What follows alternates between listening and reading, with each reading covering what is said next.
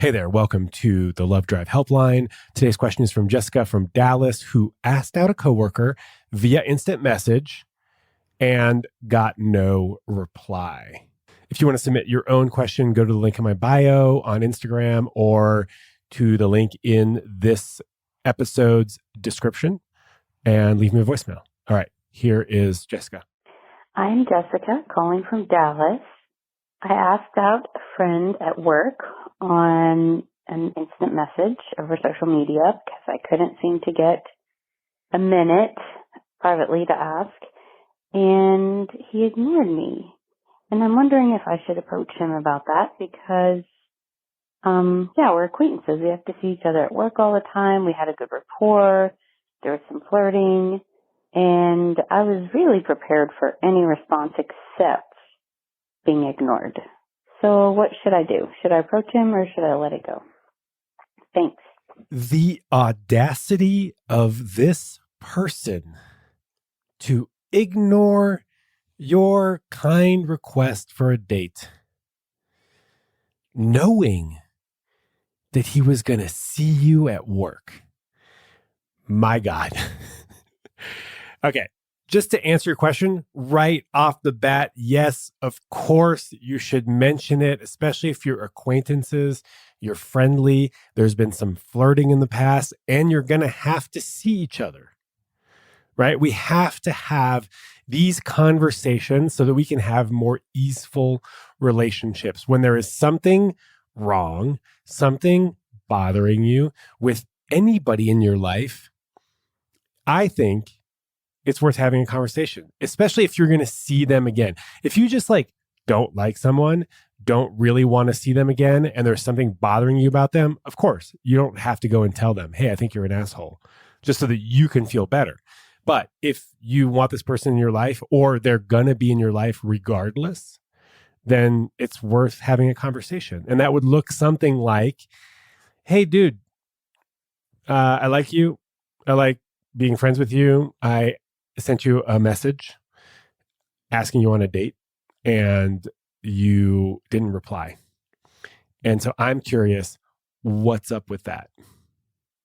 That's basically the standard script when you want to know what's up with someone or something, is to just say what happened there? Or what's up with that? Or can you shed some light on that? Can you clarify? Is there a reason why you didn't reply?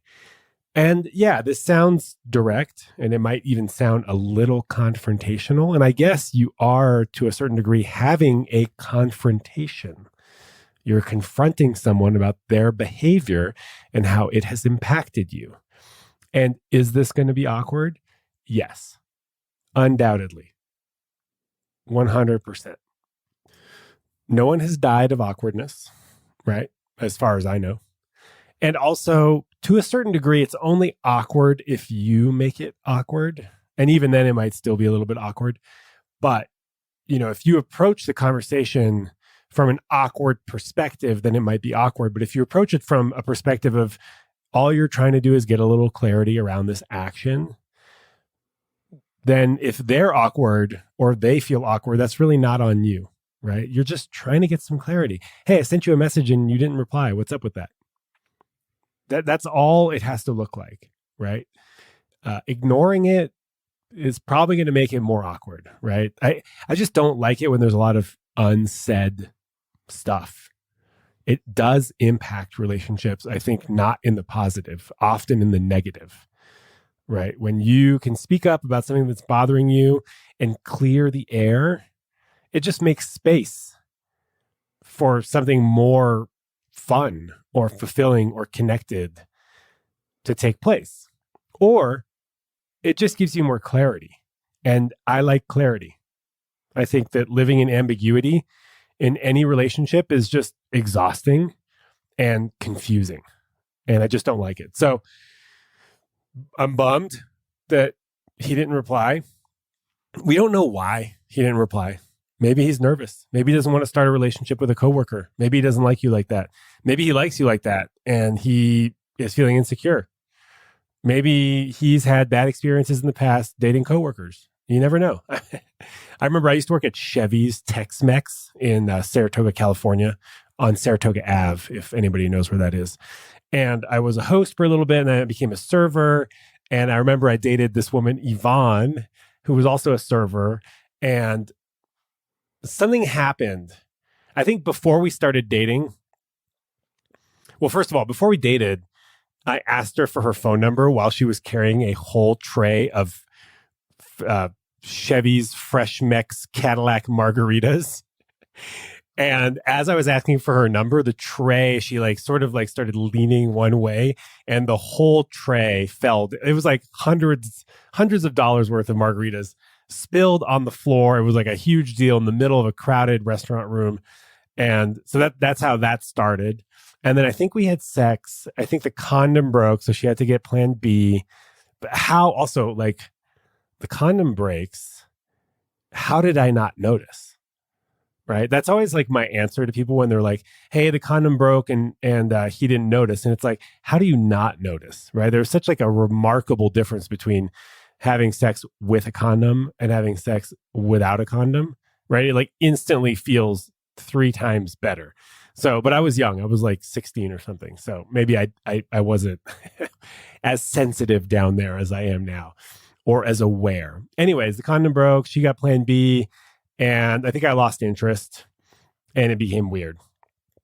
And I remember my boss, Mark Gonzalez, pulled me aside, and he had noticed the weirdness, right? This is so cringe.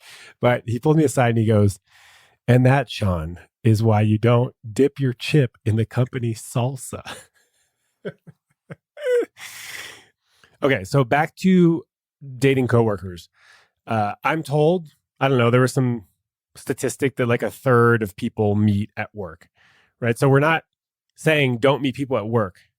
We're saying there are repercussions and consequences of meeting people at work, which is that if it doesn't work out and neither of you want to leave, you have to be in the same space.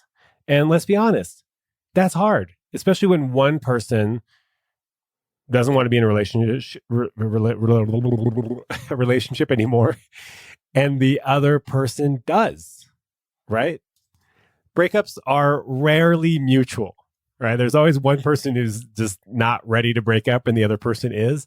And so if you find yourself in that situation at work, it can be really hard. And then also, if there's some sort of power imbalance, right? A boss and a subordinate, that makes things tricky. And that's not to say that it can't work. Maybe you fall madly in love and one person gets another job somewhere else because the relationship is more important than the job. And I don't have a lot of experience with this other than Yvonne at Chevy's some 20 plus years ago, because why is that? I think when I worked at Yahoo for 4 years, I was in a relationship with someone who worked at a different place. And then that was the last time I was gainfully employed by someone other than myself, which, when was that? 2010. So I don't have a lot of experience with this because I haven't really dated people at work. But, fuck. What's more important? Is it your career? Is it the unending, undying pursuit of love? I don't know. I don't know. Just know that your actions have consequences. And I'm not even speaking to the original question asker anymore. Now I'm just talking broadly about dating people at work. If both people can be adult about it, it's fine. But things happen at the end of a relationship. I'm only really talking about what happens when people break up and they work together, because when they don't break up, then there's really no problem, right? You both keep working and keep enjoying each other's company and everything's fine, right? So let's and that's my hope for you. But I'm realistic and I know that it doesn't always end like that, right? Sometimes, often, maybe, office romances end and then it gets hard, right? So can you be an adult about the breakup And are you willing to see the person on a regular basis? Right? That's what makes it hard. I think that when you break up with someone, it's much easier to heal without having to see them every day, right? Out of sight, out of mind. Though some people will say absence makes the heart grow fonder, but I think not in the case of a breakup. I really think out of sight, out of mind helps a lot. No contact if you can, if you don't have kids together. No to low contact. Unfollow on social media. Unfollow or mute their friends on social media so that you don't have to see them on a regular basis, or like when you're not expecting it, right? It's always when you're not expecting it. So dating at work, it complicates things. And what I want to say, I want to go back to, can you be an adult about this breakup? Oftentimes people cannot be adults about a breakup, right? They turn the lasers on each other. I don't know why, right? You spend months, years in loving bliss with someone, and then you fall out of love, and all of a sudden they become enemy number one. And I get it, right? There are hurt feelings. You thought you were going to spend the rest of your life with this person, and now they broke up with you, or they cheated on you, or whatever it is. I mean, it's easier to turn the lasers on when they've done something wrong. But even when they haven't, right? Just the mere fact that someone doesn't want to be in a relationship with you anymore is enough for you to not be an adult about a breakup. And the reality is that like breakups happen all the time, right? Just because you're getting married doesn't mean it's not going to end, right? It's not, I do forever till death do us part anymore. It was never till death do us part. I mean, maybe in the old days, because life expectancy wasn't as long as it is now. So this is just a ramble about the risks of dating at work, but then also like, man, life is short, right? But it's also very long. It's simultaneously short and long. It's another one of the paradoxes of life. But I will never say no to love. I will never say no to love. Even if I know that someone is not a good fit for me, but there's love there. There's a lot of love there and it's beautiful. I'm going to go for it. I'm a hopeful romantic. And so if I met somebody at work and there was some chemistry there and it was worth exploring, I would explore it. Damn the consequences. And I would take responsibility for those consequences, right? These are the, what is it? These are the consequences of my actions, and I will accept them, right? So I'm not blaming anybody, if something goes wrong at work because you dated someone that, this is on you. But, it's on both of you. God, this it's long-winded and it's a little dark because it's all about breaking up in the workplace. But I think that's the fear, right? The fear is that it's going to mess up your work environment. The fear is there's no fear if it goes well, right? So anyways, I'm going to say go for it. And Jessica, of course, talk about it. Talk to your person, talk to the people, tell people what you want them to know, ask people questions so that you can have more clarity, so that you can have less ambiguity in your life. This applies to every and all relationships.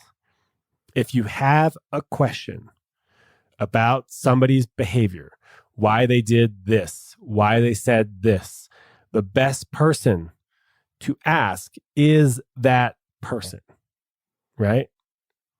That's just, the most logical thing, but also kind of the hardest thing, because I know you want me to tell you why they did this or what they meant by this or why they said this, or you want your friends, which is why you'll go and crowdsource, 17 people, so that you don't have to ask the one person who has the answer, who has the information you are seeking. And I will nearly always recommend you just ask the person. Hey, I sent you a message and asked you out, but I never heard back from you. What's up with that? All right, everybody, this has been a long-winded sort of a ramble I'm doing this from my new sit-stand desk in the standing configuration. So this is the first ever Love Drive podcast recorded standing up. And I'm glad that you were here for it. Have a beautiful week, everybody. Bye-bye. Wait, I lied. I'm back. You might want to know how to ask out a coworker. I guess if this episode is called Asking Out a Coworker, it would behoove me to let you know how I would ask out a coworker. It's a little tricky, right? Because you don't want to make things weird. And also, you know, there's nothing wrong with wanting to go on a date with somebody, even if you work with them, right? There's nothing wrong with love or wanting to be in a relationship or wanting sex or wanting to go on a date. So how would I approach this? I would just ask them if they want to get a drink sometime. I feel like, hey, do you want to get a drink sometime? Has a little bit of intention behind it, right? It's a little datey, but it's not 100% datey. So I think in the workplace, I would tread a little lightly than I normally would. I would normally say, hey, do you want to go on a date with me if you're single and interested? And if you're not, I get it. But I think I would tread a little bit lighter in the workplace and just ask them out for a drink one-on-one so that I can do a vibe check, energy check. I might ask them if they're in a relationship during the date to see if they're single. And if they say that they're not in a relationship, then I might proceed with some extra flirty vibes. And if they are in a relationship, then I would pivot to, oh, how'd you meet your partner? And become sort of an ally, right? Because it's not always clear when you're asking somebody for a drink, coworker, whether it's flirty and datey, because coworkers go have drinks all the time, right? So I would also analyze a little bit or explore the content of the conversation, right? Is it all about work or does it go into like more personal territory? So that's how I would approach it, which is less bold than I normally am. I mean, if you want to go full bold, if that's your style, and if it is, I endorse it 100%. I would say something like, hey, I know we're coworkers and a no is totally fine here, but if you're interested and you're single, I'd love to go on a date with you. And if that's not something you're interested in or you're not single, then I totally understand. I'm super happy to be an awesome colleague. It's hard for that not to come out a little bit awkward. So that would be the full bold. And then the mild ask would just be to ask someone out for a cup of coffee or a drink or to dinner. Dinner would kind of ramp up the datey vibes a little bit. All right. Go forth and ask your coworkers out and let me know how it goes. All right. Beautiful day. Bye-bye.